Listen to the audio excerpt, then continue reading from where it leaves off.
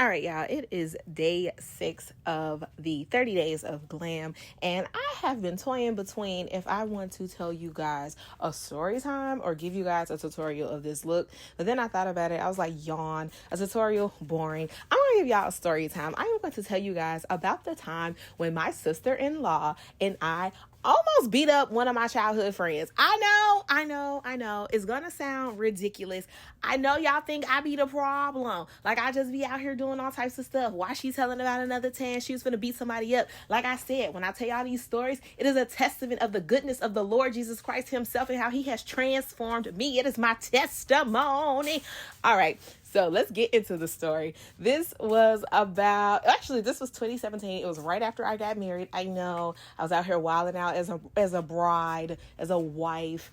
This is 2017. It was actually round about this time of year. My sister-in-law. So this is not the same sister-in-law as the previous story. The previous story was my husband's sister. This time, this was my brother's wife, and we were at her house. Her and I decided that we were going to throw a co-birthday party. My birthday's in December. Her birthday's in January. So we decided we were going to get together and throw a little pajama party together, right?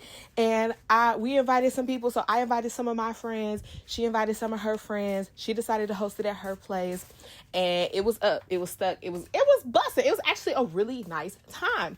Now, the particular friend that came and caused trouble at this good old shindig was a friend of mine during childhood. We were friends in elementary school, and we had recently reconnected right before I got married, right? So she had came to my bachelorette party. She had came to my wedding. All of those different things. And she hadn't caused any chaos or trouble. So, of course, I invited her to this birthday party. This time, my discernment, discretion, none of that was strong. She asked, could she invite a couple of friends? And I didn't think anything of it. Like, you're my friend. If you want to bring some friends, cool. Bring some friends. Like, the more the merrier. Now, she walks in with 3 additional friends. And it wasn't a problem. Everything was cool. They were welcomed. It was a vibe, right?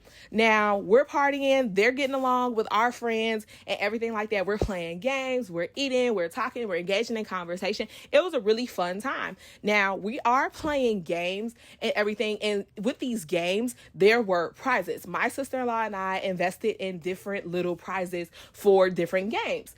And we basically got to the very end, and it was the last prize, and all of a sudden, the prize bag went missing.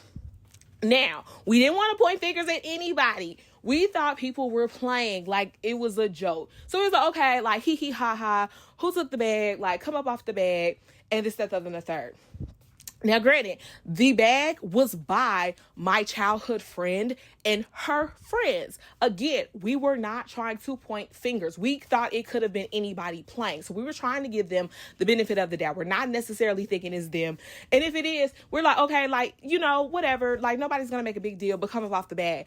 It had been about 10 minutes. Nobody came up off the bag. So now we're getting like, okay, well, y'all playing too much now. Somebody going to have to come up off this bag. Now, granted, they were salty every time they kept losing games.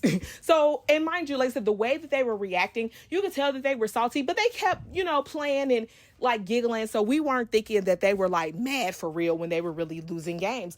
But apparently, like I said, the bag was by you. Now y'all getting salty. Y'all whispering and kikiing. So we know what's up at this point.